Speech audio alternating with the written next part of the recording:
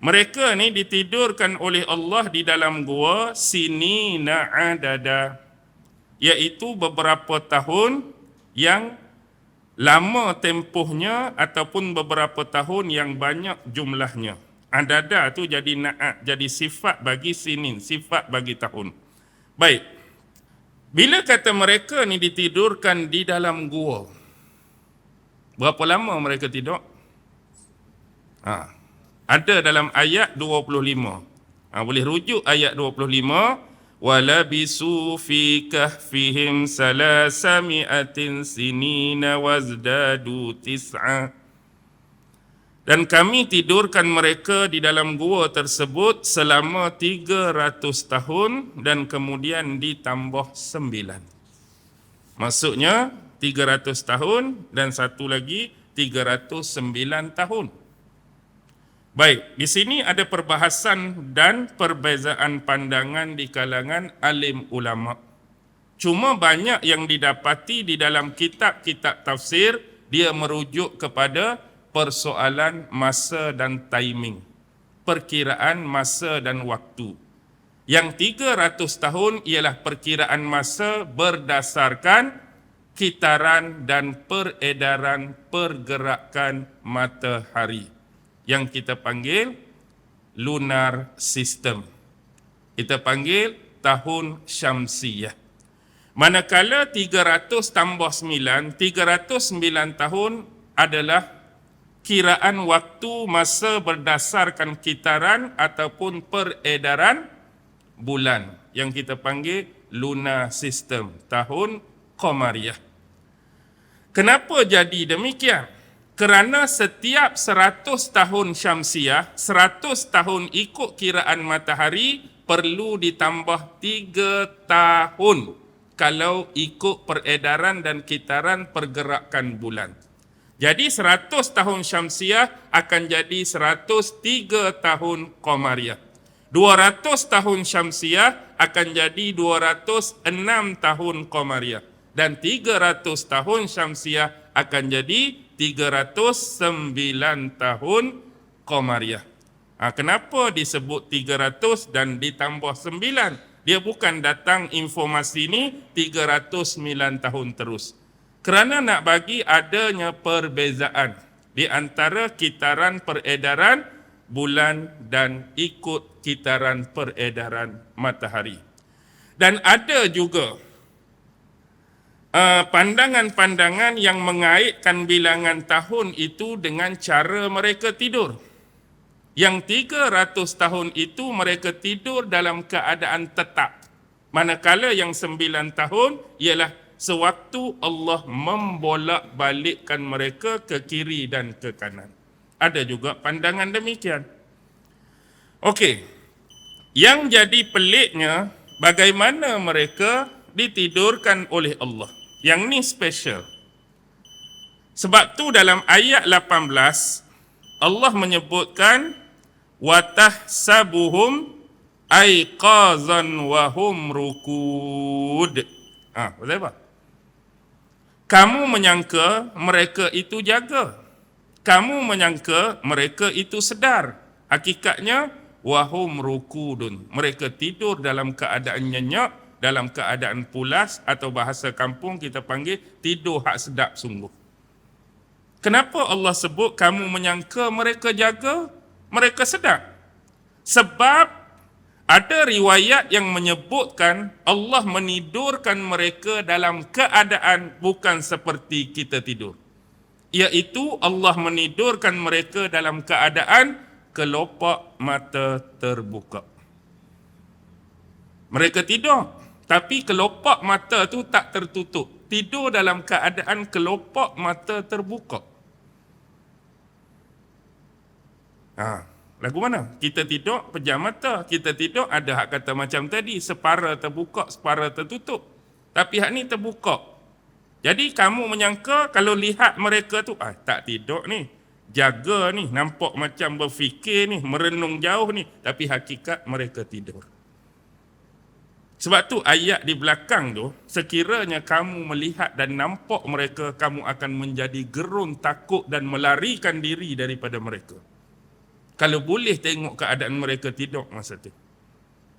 Daripada umum ayat lah, secara sepintas lalu. Kalau kita tengok tidur lagu ni, kita pun gerung ni. Contoh, masuk bilik nazih, pukul 2:30 pagi. Buka standard biasa, tengok nazih duduk lagu ni.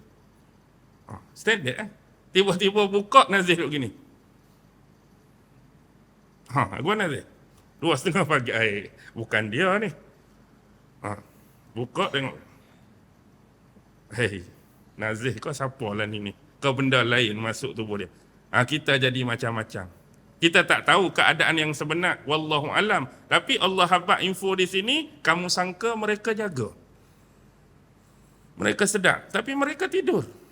Dan ayat di belakang tu kalau kamu tengok, rasa gerun, rasa takut dan melarikan diri daripada mereka. Lagu mana hakikat sebenar? Hanya Allah yang mengetahui. Kemudian disebutkan selepas ayat tu, wa nuqallibuhum zatal yamin wa zatas shimal. Dan Allah membalikkan mereka ke kanan dan Allah membalikkan mereka ke kiri. Kenapa? Sebab dalam gua tersebut, dari sudut timur dan barat, kiri dan kanan ada 2 lubang. Lubang di sebelah timur, lubang di sebelah barat. Bila mereka tidur, setiap hari bila matahari naik, matahari terbit, cahaya matahari hak terbit tu akan masuk pada lubang yang di sebelah kanan, lubang di sebelah timur. Maka Allah akan membalikkan mereka. Dengan kata lain, membelakangkan cahaya matahari. Contohlah, kata semalam mengiring kok ni. Bila pagi esok dari arah timur masuk tu, Allah balikkan mereka. Jadi nanti matahari sekali lagi akan masuk waktu matahari nak terbenam. Dia akan masuk lagi cahaya kok lubang belah kiri daripada arah barat, balik kau ni pula. Jadi sehari berapa kali balik? 2 kalilah. Dalam tempoh berapa tahun? 300 tahun Syamsiah, 309 tahun Qamariyah. Balik. Jadi ada sebahagian saintis, ulama-ulama mengkaji benda ni. Kajian manusia terhad dan terbatas. Tapi kita boleh kongsi. Antaranya ialah, bila mata mereka terbuka ni untuk menjaga kelembapan mata. Maksudnya nak bagi kena udara, nak bagi kena hawa, nak bagi dalam keadaan sempurna. Berbanding dengan kalau kelopak mata ditutup dan bangun untuk tempoh seseorang yang tidur hampir 300 tahun, apa akan jadi? Tak payah 300 tahun, tuan-tuan boleh test. Tuan-tuan boleh melihat kan? Tutup mata, jangan buka sebulan. Saya boleh tengok, cuma saya saja nak test sebulan saya tak mau buka mata. Dengan tak masuk cahaya matahari, dengan tak kena udara, dengan tak kena oksigen. Buka-buka sebulan, ada efek tak pada mata? Pasti ada efek. Pasti ada kekurangan, pasti ada kelemahan. Dan satu lagi, bab masuk cahaya ni juga benda yang sama. Untuk menjaga kelembapan, suhu mereka, kulit mereka, macam-macam lah. Sebab mereka tidur dalam gua, confirm, mungkin atas tanah, mungkin atas ketulan batu dan sebagainya. Sebab tu saya nak kaitkan dengan istilah perubatan. Ada kawan doktor, dia sebut satu istilah yang disebut bed sore. Bed sore. Bed sore ni istilah perubatan iaitu inflammation. Inflamasi ataupun ulcer tekanan. Dia terkait dengan kulit ataupun tisu asas pada tubuh manusia. Biasanya bed sore ni banyak dikaitkan dengan 2 jenis penyakit dia habat. 1 koma, 1 lagi stroke. Biasanya orang koma ni, mereka ni koma tak sedar, jadi mereka akan duduk atas katil, sebab tu istilah bed tu. Dalam tempoh yang lama, kalau kita kata koma seminggu, duduk seminggu lagu ni. Kalau kata stroke sebelah, duduk lagu tu. Jadi apabila duduk dalam tempoh yang lama, dia habaq antara 7 hingga 9 hari, kalau kita tak kalih dia tu, dia akan ada efek. Sebab dia walaupun bukan atas batu, walaupun bukan atas pasir, atas tilam, lembek yang empuk, Tapi bila ada tekanan yang terlampau lama pada kulit dan tubuh manusia ni untuk tempoh yang lama, seminggu tak kalih, 9 hari tak kalih, dia akan ada kesan tu. Dah koma kan duk lagu tu. Kalau bayangkan 3 tahun duk lagu tu, kalau kita tak kalih, bagaimana agak kulit belakang dia walaupun tidur atas tilam. Contohlah tu. Kalau hak jenis stroke sebelah, kita tak kalih sebulan duk lagu tu. Lagu mana agak berbeza kulit hak ni dengan kulit hak tekanan pada tilam tu. Sebulan tak kalih.